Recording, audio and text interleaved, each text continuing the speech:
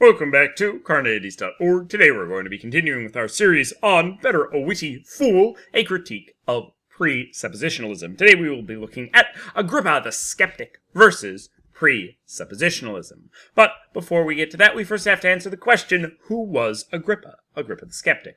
Well, we don't know very much about Agrippa the Skeptic. He was an ancient skeptic from the 1st or 2nd century CE, and very little is known about him. The only reason we have any information about Agrippa at all is from Sextus Empiricus and his kind of outlining of Agrippa's 5 modes, and that's where we get a lot of this information from. The 5 modes are important, and we're going to understand them because they were the inspiration for Munchhausen's Trilemma. Still working on how to pronounce that word. If you don't know what that trilemma is, check out my video on it. So the 5 modes are basically kind of 5 different skeptical arguments or 5 different categories into which different arguments for kind of some version of dogmatism can fall into. Mode 1 is the mode of disagreement. Basically, this is saying that you're making a claim, but there's some disagreement as to whether or not that claim is the case. Because there's disagreement, and because there's rational people on either side of that claim, we can't know it one way or the other, so we must suspend judgment. Mode 2. A claim could be justified by an infinite regress of claims. Because something can't be justified by an infinite regress, that just doesn't justify it, then we should suspend judgment as to the truth of that claim. Once again, Mode 3 is the mode of relativity. Basically, a claim is justified in regards to a perception which is going to be relative and says nothing about the way the thing actually is. Basically saying our perception is relative to each person and kind of putting a little bit of doubt to our senses or arguments from our senses because different people might see things different ways. Mode 4 is the hypothesis mode. The claim is made without an argument to support it. These are basically the kind of axioms or base claims, basically true beliefs. I'm trying to say everything and not say foundationalism, because that's what it is, basically. And finally, circularity. The claim is justified by a claim that's supported by the original claim, or a claim just justifies itself in some way. Circular reasoning. Now, if you know Munchausen's trilemma, you should see that modes 2, 4, and 5 are just the 3 prongs of the trilemma.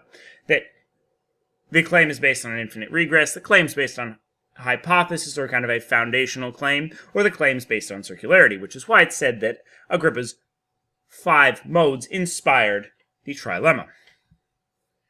So, what we should walk away from this kind of argument and these modes with is that true belief requires something more to be knowledge. True belief requires justification. You can't just have a belief that happens to be true and call it knowledge. You need to justify it in some way. And there's a lot of problems with justification, as Agrippa shows us, but just because you have a true belief doesn't mean you know that thing. Take, for example, a man in the 2nd century BCE that believes that there are giant swirling things in the sky that are swallowing everything or slowly sucking everything towards them. And he believes this because a magical leprechaun on his shoulder told him so. We wouldn't say that this man knows that black holes exist, even if he perfectly described all the properties of a black hole. Why? Because his justification is ridiculous. His justification is that the magical leprechaun on his shoulder told him so. While he seems to have true belief, it's not justified. Because it's not justified, it's not knowledge. That's the important thing to take away. You can have a true belief that is not justified and therefore not knowledge.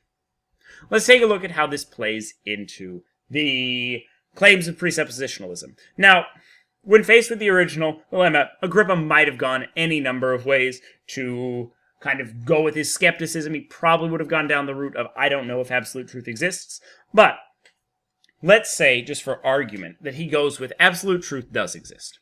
Why not? But then when faced with the question of, I know something to be true or I don't know anything to be true, he would follow down, definitely, the second path of I don't know anything to be true. Sure, absolute truth exists, but I don't know that claim to be true. I don't know any claims to be true. The presuppositionalist would face him with the following choice. Well, either this is true or false. If it's true that you don't know anything to be true, then you clearly know that to be true. If it's false, you shouldn't have clicked on it.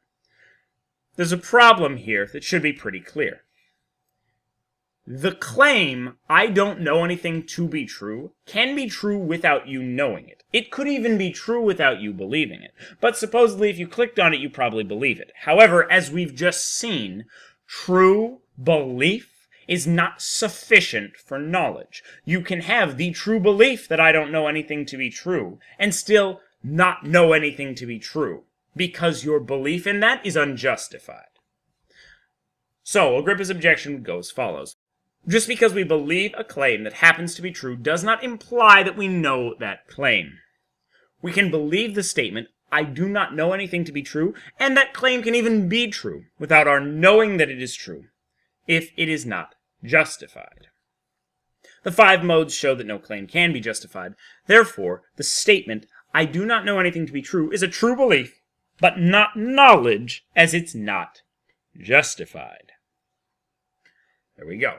So, this is a pretty strong way to object to presuppositionalism, and a lot of those times they kind of use that true-false, send you back to the original question. If you don't know a claim to be true, you just assert that claim to be true, or you believe that claim to be true, but it's not justified. That was Agrippa versus Presuppositionalism. Next up is Bertrand Russell, Saul Kripke, Quine and Goodman, Aristotle, Lewis Carroll, and finally, Carneades. Watch this video and more at Carneades.org, and stay skeptical, everybody.